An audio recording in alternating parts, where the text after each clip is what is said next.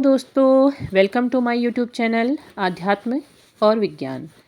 हम twin flame journey में धीरे धीरे आगे बढ़ रहे हैं। हमने बहुत सारे विषयों से जुड़ी बातें की, बहुत सारी बातें जानी समझी, काफ़ी कुछ ज्ञान अर्जन किया हमने। आज मैं एक बहुत ही महत्वपूर्ण विषय आप सबके सामने लेकर आई हूँ, लेकिन इससे पूर्व मैं एक बात कहना चाहूँगी। मेरे कुछ व्यूअर्स हैं जो हर बार मैसेज करते हैं कि आपसे बात करनी है। मैं उनकी कमेंट का रिप्लाई भी करती हूँ कि मैं उन्हें लिंक भी शेयर करती हूँ, लेकिन शायद कहीं ना कहीं वो मेरा रिप्लाई देख नहीं पा रहे हैं। तो मैं अभी आपको फिर से बताती हूँ कि मैं वीडियो के डिस्क्रिप्शन में लिंक डाल दूँगी। वहाँ से आप मुझसे इंस्टाग्राम में संपर्क कर सकते हैं और वहाँ से आप मुझसे बात कर सकते हैं। तो प्लीज़ देखिएगा। अब बात करते हैं हम मुख्य विषय की। तो आज का विषय है रीयूनियन। बहुत सारे व्यूअर्स का प्रश्न रहता है कि रीयूनियन कब होगा या रीयूनियन कैसे होगा। उससे जुड़ी हुई बहुत सारी बातें। हो सकता है वो लोग इस यात्रा में नए हों या अभी उन्हें इस यात्रा के बारे में बहुत कुछ समझना और बहुत कुछ सीखना बाकी हो। तो देखिए, रीयूनियन क्या होता है? क्या अपने पार्टनर के साथ प्रेम भरी बातें करना और प्रेम वाला जीवन बिताना, जो बबल फेस आपने देखा था, या फिर उसके साथ शादी कर लेना, बच्चे पैदा कर लेना, क्या ये रियूनियन है? अगर यही होना था तो फिर नियति ने आपको इस जर्नी में क्यों भेजा? क्योंकि अगर इतना ही है कि किसी से प्रेम करके विवाह करके बच्चे पैदा करने हैं, तो वो तो कोई नॉर्मल मतलब सामान्य सा जीवन में भी हो सकता था ना। ट्विन ही क्यों बनाया? सामान्य जीवन में भी तो लोग प्रेम विवाह करते हैं और अपना जीवन बिताते हैं। तो ट्विन में ही क्यों डाला? क्यों इतनी लंबी यात्रा रखी? लंबी यात्रा से तात्पर्य ये है कि आपकी सोल बहुत पुरानी है और बहुत लंबे यात्रा को तय करके यहाँ तक पहुँची हुई है। क्यों आपकी सोल को आध्यात्मिक मार्ग से चलने के लिए कहा जा रहा है? केवल रियूनियन के लिए? केवल ये जानने के लिए कि आप अपने पार्टनर के साथ शादी करके उनके साथ बच्चे पैदा कर लें, उसके बाद जो सामान्य जीवन की झंझट हैं या जो भी समस्याएं हैं उनके बीच उनका सामना करें? ये तो नहीं हो सकता है। नियति केवल इतने भर के लिए तो आपका चुनाव नहीं करेगी। मुझे तो नहीं लगता है, क्योंकि देखिए, जो ये यात्रा है, ये यात्रा को आध्यात्मिक क्यों बनाया गया?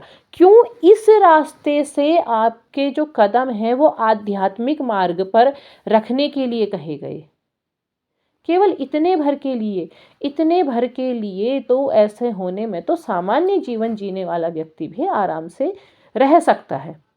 और जिस किसी व्यक्ति को ऐसा लगता है कि नहीं, अच्छा, अगर इतनी कठिन यात्रा है तो ऐसा मार्ग तय करना है और अगर मिलना नहीं है तो फिर तो वो सामान्य सा जीवन चुनाव कर ले, वो आध्यात्मिक मार्ग में कदम ही ना रखे। कठिन यात्रा कही जा रही है कि बहुत कठिन यात्रा है, बहुत दर्द भरी यात्रा है, तो सिर्फ इतने के लिए वो यात्रा इतनी नहीं है। देखिए, आप इस फेज़ को जीते हैं, आप बबल फेज़ को जीते हैं, आप सेपरेशन को जीते हैं, आप मिलते हैं, लेकिन केवल इतने भर के लिए नहीं मिलेंगे, क्योंकि आप एक सामान्य मनुष्य के रूप में पैदा हुए हैं। तो आपके पार्टनर भी सामान्य मनुष्य ही हैं, लेकिन आपका रास्ता ईश्वर की ओर क्यों जा रहा है? क्योंकि आपकी आत्मा को एक होना है, ना कि शरीर को।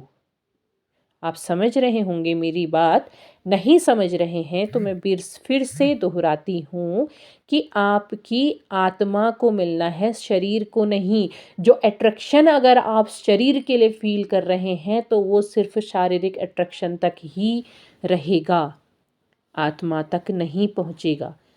आत्मा तक पहुँचने के लिए आपको क्यों इस यात्रा के चरणों से गुजरने के लिए कहा जा रहा है? आप यूनाइट होते हैं। आप अपनी यात्रा को पूर्ण करने के बाद यूनाइट होते हैं ईश्वर के साथ। जहाँ से आप आए हैं, जिस मार्ग से आपको धरती में भेजा गया है, ईश्वर ने एक ऊर्जा के कण के रूप में आपको धरती में भेजा है। उस कण का एक हिस्सा कहीं और है, एक हिस्सा आपके पास है। तो आपने वहाँ उस शरीर के साथ एकाकार होने से पहले आपने अपनी आत्मा को चुनना है। आपने इस कठिन मार्ग को तय करने के बाद ईश्वर की ओर जाना है। क्यों आध्यात्मिक कही जा रही है? अगर मनुष्य का ही मनुष्य से मिलना है तो वो सामान्य जीवन में हो सकता है। आप सामान्य जीवन में प्रेम कीजिए, बात कीजिए, लड़िए, झगड़िए और किसी तरह से भी एक होकर के आप अपना जीवन बिताइए। उसके बाद आप देखते हैं कि जीवन बिता रहे हैं, आप जीवन भर झगड़ रहे हैं, जीवन भर आपके विचार नहीं मिल रहे हैं, क्योंकि आप हील ही नहीं हो पाए, आपकी आत्मा वो यात्रा तय ही नहीं कर पाई, आप उलझनों में उलझे रहे। आप ये देखिए ना कि क्यों राधा कृष्ण का विवाह नहीं हुआ।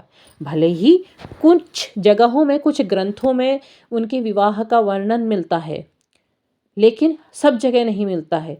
अगर आप राधा को तलाशेंगे तो आप कहीं पुराणों में, वेदों में आप तलाश के देखिए ना, आपको कहीं नहीं मिलेंगी। भगवत गीता के 10वें स्कंध में एक जगह पे वर्णन मिलता है। क्यों? क्योंकि वो कृष्ण की सोल थी, उनकी आत्मा का दूसरा हिस्सा थी, और ऐसा हिस्सा थी, वो शक्ति थी जिसको तलाशना इतना आसान नहीं था। उनको ढूंढा गया, बहुत पुराणों में जब तलाशा गया तब जा कर के वो कहीं मिलती हैं। उनका उनसे विवाह क्यों नहीं हुआ? क्योंकि कृष्ण ने प्रेम को जीवन की दूसरी ज़रूरतों से ऊपर रखा। अगर हमारे सामान्य जीवन की जो ज़रूरतें हैं, हम उनमें उलझे होते हैं। आप एक सामान्य मनुष्य के वैवाहिक जीवन को देखिए ना, वहाँ प्रेम भी होता है, सब कुछ होता है, ज़रूरतें भी होती हैं, झगड़े भी होते हैं, सब कुछ होता है, और एक दौर ऐसा भी होता है कि जहाँ पर प्रेम कहीं खो जाता है, क्योंकि वो अनकंडीशनल नहीं रह जाता है। वहाँ पर कंडीशंस होती हैं। आप, हर कोई डिमांड करता है, आप मेरे लिए ऐसा कीजिए, मैं तुम्हारे लिए ऐसा करूँगा या करूँगी। ज़रूरतें होती हैं, आवश्यकताएं होती हैं, झगड़े होते हैं, सब कुछ होता है, प्रेम भी होता है थोड़ा बहुत। तो वो अनकंडीशनल नहीं होता है। प्रेम होता है पर अनकंडीशनल नहीं होता है, कंडीशंस बन जाती हैं उनके पीछे। और कभी जो आपस में पार्टनर्स का रहता है, बाद में वो बच्चों के साथ बँट जाता है और एक अलग तरीके का जीवन हो जाता है। कृष्ण ने विवाह किया किसी और से, 16,008 इतने विवाह कर दिए, अपने चारों ओर माया ही माया जोड़ दी, फिर भी वो राधा से अलग नहीं हुए। राधा ने भी विवाह किया, राधा ने विवाह किया, उन्होंने एक सन्यासी जीवन अपना लिया। तो उनका रियूनियन कब हो रहा है? इस संसार के बाद, क्योंकि सोल ने मिलना था, शरीर ने नहीं मिलना था।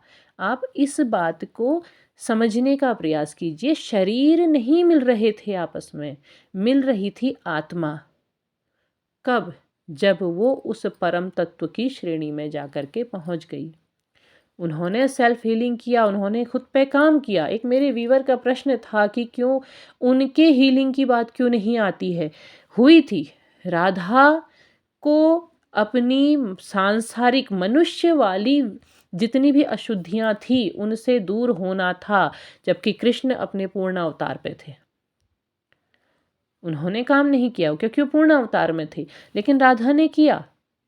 राधा को उन कंडीशन से गुजरना पड़ा। उन्होंने जो सेपरेशन यानी कि जो वियोग वाली वेदना थी उसको झेला, उसको अलग रह करके उन्होंने स्वयं पर काम किया और स्वयं वैवाहिक जीवन उन्होंने जिया। उन्होंने अपने वैवाहिक कर्तव्यों को पूर्ण करने के साथ साथ एक सन्यासिनी का जीवन भी जिया था।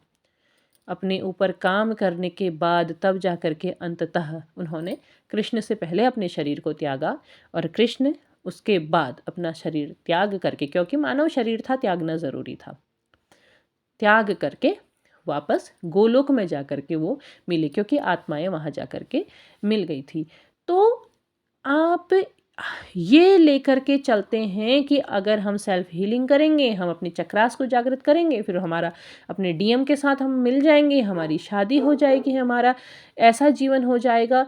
तो ये सोच कर के जब आप काम कर रहे हैं तो फिर आप इस यात्रा को समझ ही नहीं पा रहे हैं। मैं ये नहीं कह रही हूँ कि आप रियूनियन आपका नहीं होगा या आपने मिलना है या नहीं है, वो तो वो कहने वाली मैं कौन होती हूँ, वो तो नियति ने जो तय करा है हमारे जीवन के साथ वो करेगी। लेकिन जो इस रीयूनियन को लेकर के जो प्रश्न हैं, जो दुविधाएं हैं, जो लोगों के सवाल हैं, वो थोड़ा सा ऐसा महसूस कराते हैं कि अभी इस यात्रा के बारे में बहुत सारी जानकारियां होना बाकी हैं। प्रश्न आता है कि मैम मेरी जो पार्टनर है या मेरा जो पार्टनर है वो मुझे कब पहचानेगा या कब हम मिलेंगे। मिलने के लिए आप एक सामान्य प्रेमपूर्ण जीवन बिताइए, सामान्य प्रेम वाला मार्ग ढूंढिए और वहाँ विवाह करके आप उस जीवन को जीना शुरू कर दीजिए। इतनी कठिन यात्रा करने की क्या ज़रूरत है, क्योंकि ये यात्रा आत्मशुद्धि की हो रही है। आत्मशुद्धि करनी है, बस आप सिर्फ सोल को पहचान रहे हैं, आपने शरीर के साथ यूनाइट नहीं होना है। आत्मा आत्मा को पहचान रही है, जो शरीर की तरफ को जा रहा है वो तो अट्रैक्शन है ना, वो तो केवल एक झुकाव है, एक लगाव है। आत्मा का तो कोई रंग रूप है ही नहीं। एनर्जी एनर्जी को पहचान रही है, तो फिर उनका आपस में मिलना या नहीं मिलना, पहचानने के बाद अपने ऊपर काम करना एक अलग चीज़ है, एक अलग रास्ता है।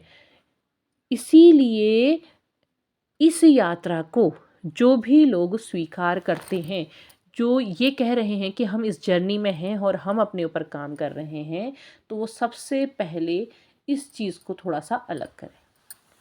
जब उनसे यही कहा जाता है कि आप सेल्फ हीलिंग करें, अपने ऊपर काम करें, आप चक्रों के ऊपर काम करें, तो इसका मतलब यही है कि सबसे पहले आपने आत्मशुद्धि पर काम करना है, क्योंकि आपकी सोल बहुत पुरानी है और बहुत लंबा सफ़र तय करके आई है। तो ये सोल अगर अपने ऊपर काम करती है तो मुक्ति के मार्ग में जा रही है। ये बात आप समझने का प्रयास कीजिए कि मुक्ति के मार्ग में जा रही है, वहाँ जाएगी तो ये सोल आपस में अपने आप मिल जाएंगी, क्योंकि अधूरी तो कैसे जाएगी, मिलेंगी। और आप रोज प्रार्थना कर रहे हैं कि ईश्वर मुझे मेरे डीएम से, मेरी डीएफ से मिला दीजिए, हमारा रीयूनियन हो जाए। वो तो शरीर का होगा, आत्मा का कैसे होगा। आप पहले आत्मा पे तो काम कीजिए। इस मार्ग को चुनना है, और यदि चुना है तो आप इस मार्ग की गहराई को समझिए। क्यों इसे आध्यात्मिक यात्रा कहा जा रहा है? आध्यात्मिक यात्रा कहा जा रहा है तो शरीर की ज़रूरतें थोड़ा सा बदल जाती हैं। मैं जो बात कहना चाह रही हूँ शायद आप उस बात को समझ रहे होंगे।